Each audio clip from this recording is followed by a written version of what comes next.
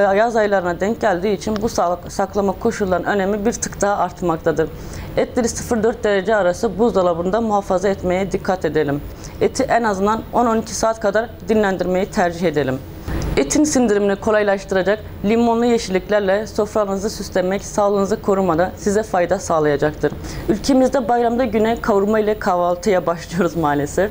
Bunun yanında kahvaltıda et yerine yumurta, taze yeşillikler, peynir ve tam tahıllı ekmek gibi besinler tercih etmeliyiz. Eti pişirirken yapılan hatalardan biri de ete kuyruk yağı ve iç yağ eklemektir.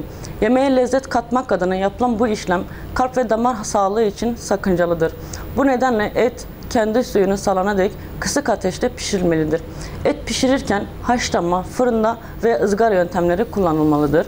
Mangalda et tüketimi birçok kesim tarafından tercih edilecektir. Eti pişireceğimiz ateşi özenle hazırlanmalı ve eti ateşe koymadan önce muhakkak köz haline almasına dikkat edelim. Et ile köz arasında minimum 10-15 santim kadar aralık olması gerekir. Aksi takdirde etimiz yanar ve o yanık kısımlar kanserojenik bileşiklerdir. Sağlığımız için bunların yenilmemesi gerekir. Ayrıca etin ateşe çok yakın olunması etin içerisinde bulunan B1, B12, folik asit gibi vitaminlerin kaybına da neden olmaktadır. Ayrıca etin yanında sindirim sistemimizin çalışmasına yardımcı olacak yüksek posa içeriğine sahip taze sebze, tam tahıllı ekmek, probiyotik yoğurt gibi besinleri tercih etmeniz hem besin çeşitliliğini sağlayacak hem de bu problemlere karşılaşmamak için yardımcı olacaktır. Ayrıca bu önemli günlerde egzersizin önemini bir kez daha hatırlatmak istiyorum.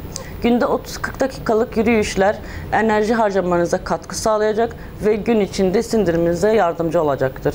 Özellikle kalp damar hastaları, diyabet hastaları, hipertansiyon hastaları ve böbrek hastaları bu dönemde risk altındadır. Sağlıklı bireyler bile dikkatli beslenmediğinde sindirim problemleri, midede şişkinlik, ağrı, kabızlık, kalp çarpıntısı ve tansiyon yükselmesi gibi sağlık problemleriyle karşılaşabilirler.